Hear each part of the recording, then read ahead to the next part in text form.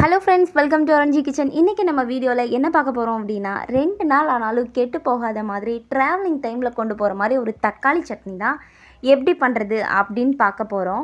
அதுக்கு முன்னாடி நம்ம சேனலை சப்ஸ்கிரைப் பண்ணல அப்படின்னா மறக்காமல் சப்ஸ்கிரைப் பண்ணிக்கிங்க. அப்படியே பெல் ஐக்கானையும் போட்டு வச்சுக்கோங்க.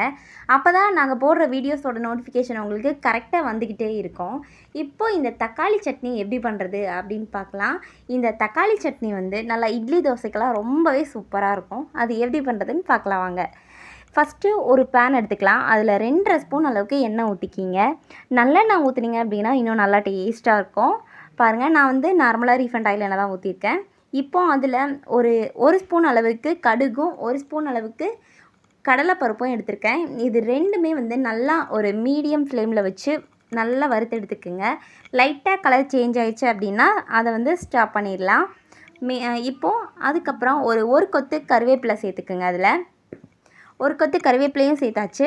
அதுக்கப்புறம் நான் 2 பெரிய வெங்காயம் எடுத்திருக்கேன். இந்த மாதிரி சின்ன சின்னதாக கட் பண்ணி எடுத்துக்கோங்க. 2 பெரிய வெங்காயம் எடுத்து நல்லா கட் பண்ணி இதை நல்லா வதக்கி விட்டுறலாம்.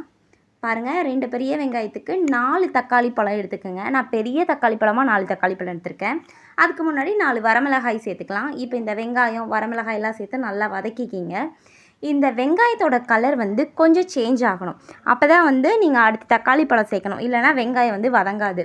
அதனால் இந்த வெங்காயம் கொஞ்சம் கலர் சேஞ்ச் ஆகி வரும்போது நம்ம தக்காளி பழம் சேர்த்துக்கலாம். நான் 4 பெரிய தக்காளி பழம் சேர்த்துருக்கேன். நீங்கள் மீடியம் சைஸ் தக்காளி பழம் அப்படின்னா ஒரு 5, 6 கூட நீங்கள் சேர்த்துக்கலாம்.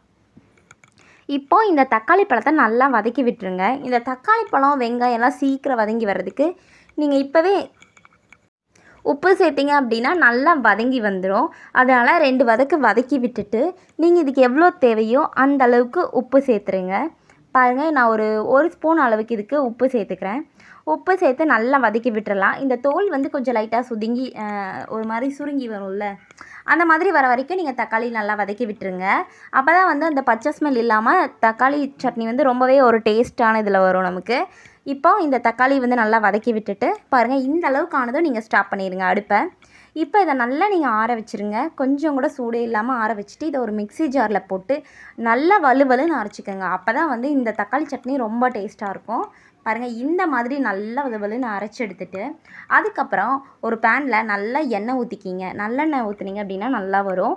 இதில் ஒரு சீக்ரெட் என்ன அப்படின்னா, இதில் நீங்கள் கொஞ்சமாக புளி சேர்த்திங்க அப்படின்னா நல்லா கெட்டு போகாமல் இருக்கும் சட்னி.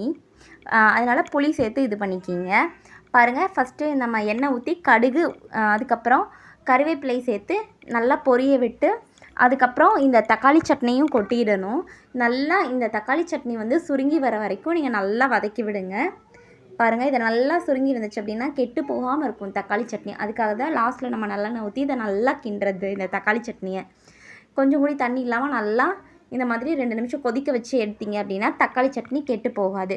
எதுக்காக நம்ம புளி சேர்க்குறோம் அப்படின்னா, கொஞ்சம் தக்காளி சட்னி கெட்டு போகாமல் நல்லா 2 நாளைக்கு தாங்கணும் இல்லையா, அதுக்காக அரைச்சி லாஸ்ட்டில் நீங்கள் அரைக்க போகிறப்ப மிக்ஸி ஜாரில் நம்ம சேர்த்தோம் இல்லையா, அதுக்கப்புறம் நீங்கள் ஒரு நெல்லிக்காய் சைஸ் அளவுக்கு கூட எடுத்துக்கோங்க புளி.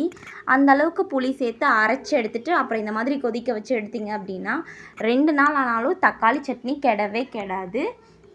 நீங்கள் ட்ராவலிங் டைமெல்லாம் இட்லி தோசை சப்பாத்திக்கு இந்த மாதிரி லெமன் சாதம் புளி சாதத்துக்கெல்லாம் வச்சு சாப்பிட்றதுக்கெல்லாம் இந்த தக்காளி சட்னி நீங்கள் கொண்டு போய்க்கலாம். ரொம்பவே டேஸ்ட்டாக இருக்கும். ஸோ இந்த மாதிரி நீங்கள் ட்ரை பண்ணி பாருங்கள். மறக்காமல் அந்த மிக்ஸி ஜாரில் போடும்போது கொஞ்சமாக நெல்லிக்காய் சைஸ் புளி சேர்த்துறீங்க அப்படின்னா கெட்டு போகாமல் இருக்கும். இது முக்கியமான ஒரு டிப்ஸு.